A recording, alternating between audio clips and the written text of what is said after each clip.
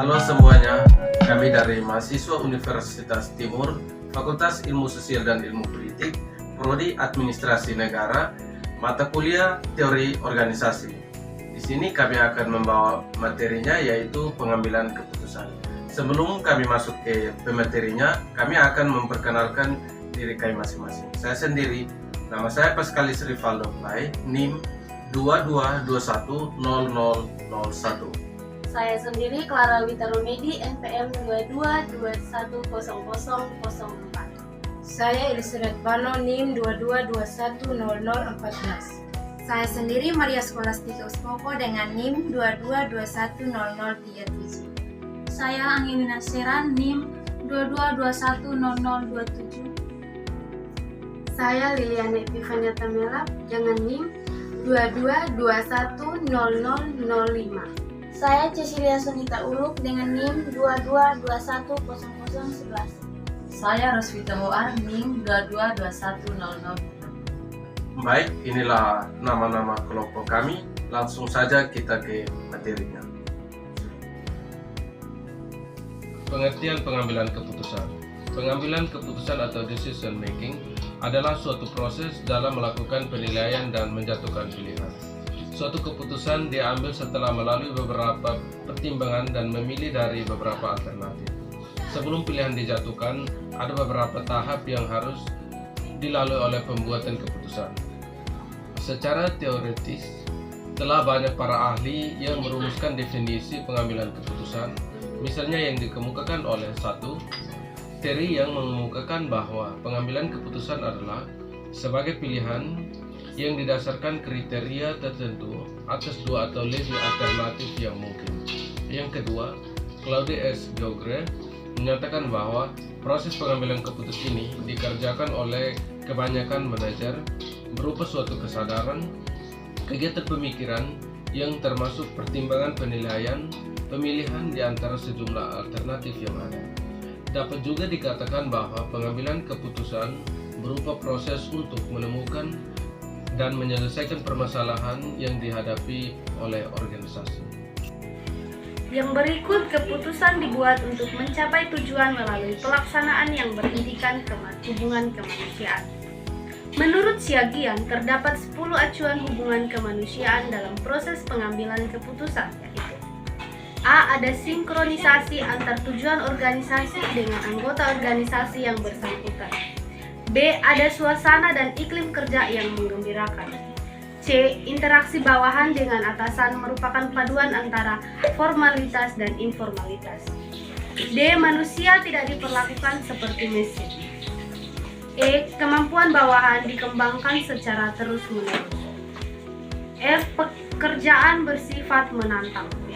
G. Ada pengakuan dan penghargaan bagi pihak yang berprestasi.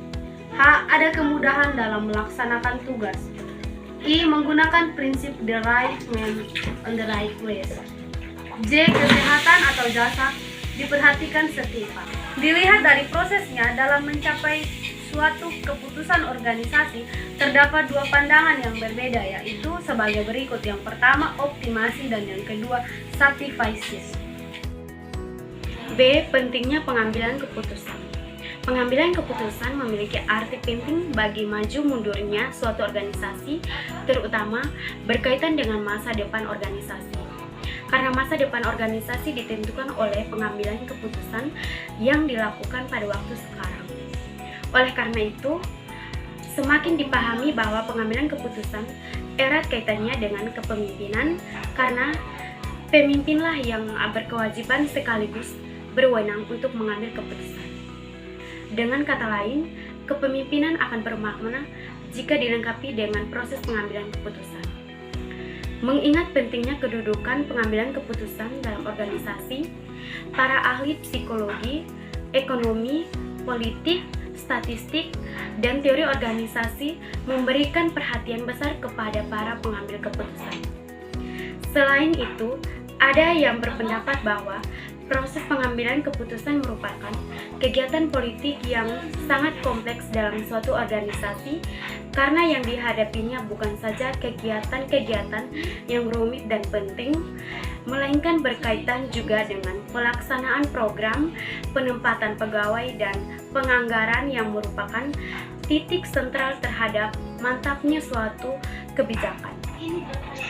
Satu hal yang tidak kalah pentingnya adalah dukungan dari bawahan, karena bawahanlah yang akan melaksanakan hasil keputusan yang diambil oleh pimpinan. C. Tahap-tahap dan jenis pengambilan keputusan.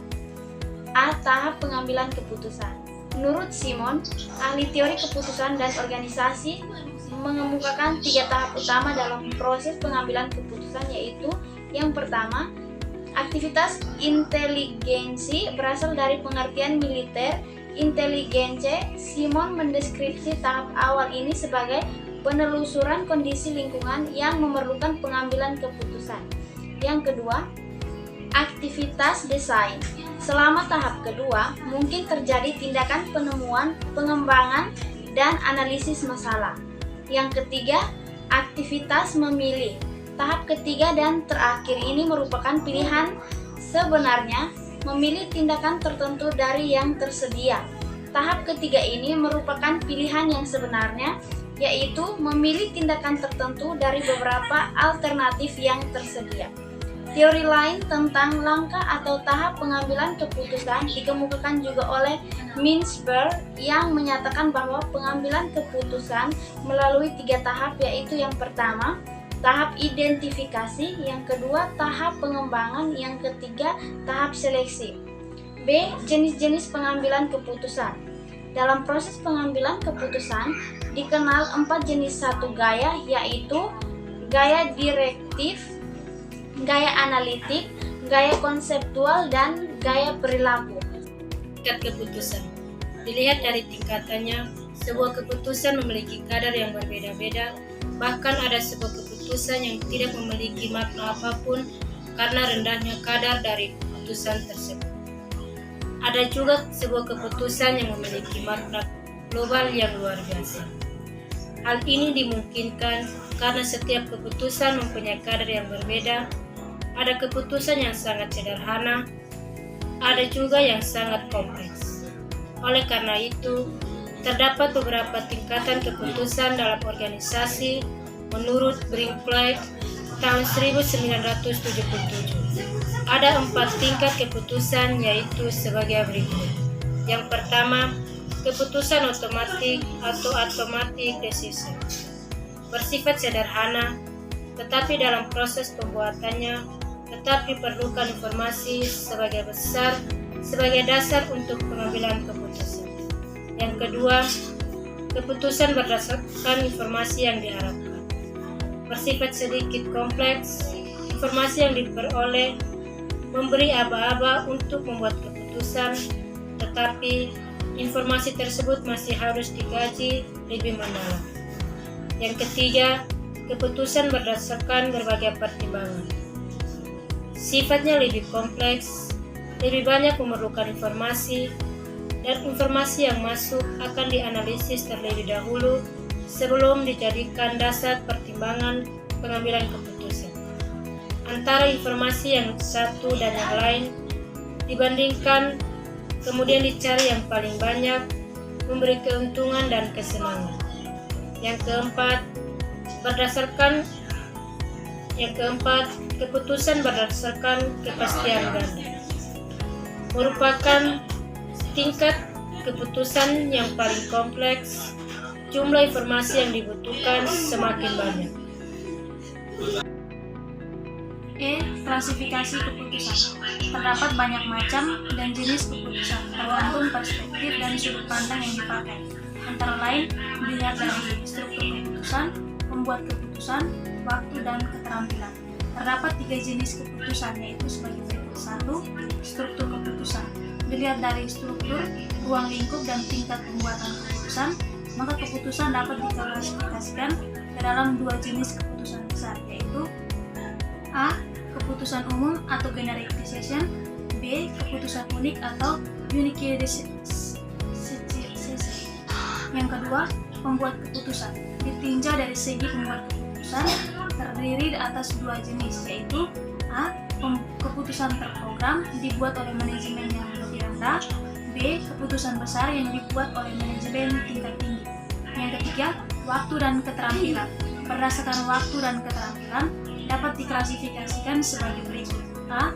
Untuk keputusan terprogram, keputusannya lebih mudah dan keputusan ini berlaku lebih lama. B. Untuk keputusan yang tidak terprogram memerlukan kecakapan, latihan, pengalaman, dan kemampuan untuk membuatnya.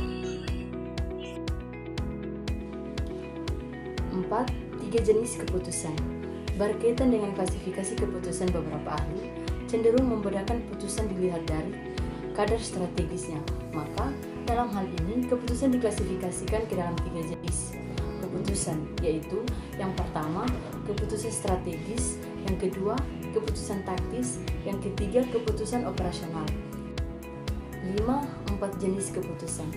Beberapa ahli ada juga yang mengklasifikasikan keputusan ke dalam 3 jenis, yakni yang pertama, tujuan cita-cita yang dibuat oleh penanggung jawab tertinggi dalam organisasi yang kompleks berhubung dengan apa yang diinginkan.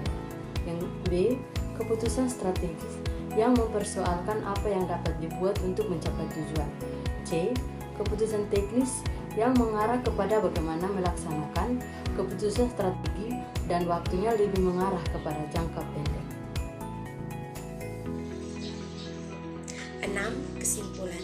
Dari berbagai pandangan dapat disimpulkan menjadi 2 jenis keputusan, yaitu keputusan terprogram dan keputusan tidak terprogram. A. Keputusan terprogram meliputi 1. Keputusan operasional, 2. Keputusan pada tingkat menengah, 3. Keputusan taktis, 4. Keputusan terstruktur. B. Keputusan tidak terprogram meliputi 1. Keputusan strategi, 2. Keputusan strategi dan tujuan, 3. Keputusan tidak terstruktur. Baik, inilah hasil diskusi kelompok kami. Jika ada penyebutan kata atau nama yang salah dalam diskusi kelompok kami, saya mewakili teman-teman semua meminta maaf. Dan jangan lupa like, comment, share, dan subscribe. Sekian dari kami. Bye!